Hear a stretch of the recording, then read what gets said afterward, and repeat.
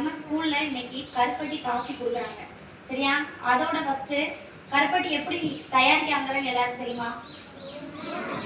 First கருப்பட்டினா பதநீர் அப்படிங்கிறது கேள்விப்பட்டிருக்கியா? பனை மரம் இருக்கலாமா? பனை மரத்துல இருந்து ஒரு பதநீர் ஃபர்ஸ்ட் வருது. சரியா? அதை வந்து ஃபர்ஸ்ட் என்ன பண்றாங்கன்னா ஒரு பானையை வச்சு எடுக்கிறாங்க. அந்த பானை வச்சு எடுக்கும்போது அந்த பானையில பதநீர் கிடைக்கல, அதை வந்து ஃபர்ஸ்ட் காய்க்கிறாங்க. ஒரு பெரிய பாத்திரத்துல அதை ஃபுல்லா ஊற்றி நல்லா காய்ச்சிக்கிட்டே ஒரு 2 மணி நேரம் 3 மணி நேரம் ஃபுல்லா கிண்டிக்கிட்டே இருந்தா அது என்ன ஆகும்? ஒரு கோல்டன் கலர்ல மாறும். சரியா? அந்த கோல்டன் கலர் மாறுறது தான் கருப்பட்டி அந்த பதத்துக்கு வந்துட்டு அப்படிங்கிறது அர்த்தம். சரியா? அதை என்ன பண்றாங்கன்னா, உனக்கு நீ பார்த்துருப்பல்ல சிரட்டை மாதிரி ஃபுல்லா இருக்கும்ல கருப்பட்டி, அதுல சிரட்டை மாதிரி அச்சு மாதிரி வச்சிருப்பாங்க. அந்த காய்ச்சலை ஒவ்வொரு இதுலயா ஊத்தி ஊத்தி காய வச்சிருவாங்க. அது ஃபுல்லா காஞ்சதுக்கு அப்புறம் அது என்ன ஆகுது? கருப்பட்டியா ஆகுது. சரியா? அதுதான் நீ ஒவ்வொரு கடையிலையும் நீ இந்த தெருக்கல்ல கொண்டு வருவாங்கல்ல, பார்த்துருக்கியா? இந்த ஒரு பனை ஓலை பெட்டி மாதிரி வச்சு அது உள்ள கருப்பட்டி, நாட்டு கருப்பட்டி சொல்லுவாங்க தெரியுமா? சரியா? அதுதான் நீ வந்து யூஸ் பண்ணணும். சில கடையிலலாம் பார்த்துருக்கேன்னா சூப்பர் மார்க்கெட்ல சீனி கருப்பட்டின்னு இருக்கும். அந்த கருப்பட்டி எப்படி இருக்கும்னா இப்படி மாவா இருக்கும். இந்த நல்ல கருப்பட்டிங்கிறது மட்டும்தான் அந்த அந்த கருப்பட்டி நீ தண்ணியில போட்டாலோ அது வந்து என்ன செய்யாது? கரையாது. சரியா? ஒரு 2 மணி நேரம் 3 மணி நேரம் நீ அந்த கருப்பட்டியை போட்டாலும் ரொம்ப கரையும் மீன்ஸ் ஆனால் ரொம்ப கரையாது. நான் இந்த சீனி கருப்பட்டிங்கிறது வந்து தண்ணியில போட்டால் கரையும். சரியா? அதே மாதிரி அந்த நல்ல கருப்பட்டிங்கிறது அதோட யூசஸ் என்னன்னு தெரியுமா? ஃபர்ஸ்ட் அது யூசஸ் என்னன்னா, நம்ம போன் வந்து இப்போ இருக்க ஜென்ரேஷன்ல யாருக்குமே ஹெல்த் கிடையாது, அப்படிதானே? நம்ம கொஞ்ச தூரம் நடந்தாலே முட்டு வலிக்குது, கால் வலிக்குது, ஸ்டெப்ஸில் ஒரு 2-3 தடவை இறங்கினாலே உனக்கு என்ன ஆகும்?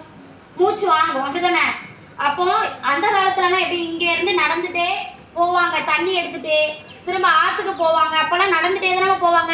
நம்ம இப்போ எப்படி போகிறோம்? பைக்கு, சைக்கிளு அந்த மாதிரி தானே போகிறோம்.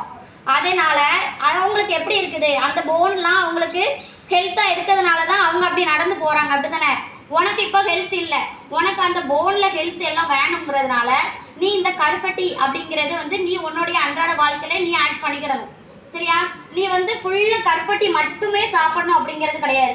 நீ காலையில் காஃபி அப்புறம் பூஸ்ட், ஹார்லிக்ஸ் அந்த மாதிரி குடிக்கிறல்ல, அந்த மாதிரி குடிக்கிறத நீ அவாய்ட் பண்ணிட்டு கருப்பட்டி காஃபிங்கிறத நீ வந்து சேர்த்துக்கோ.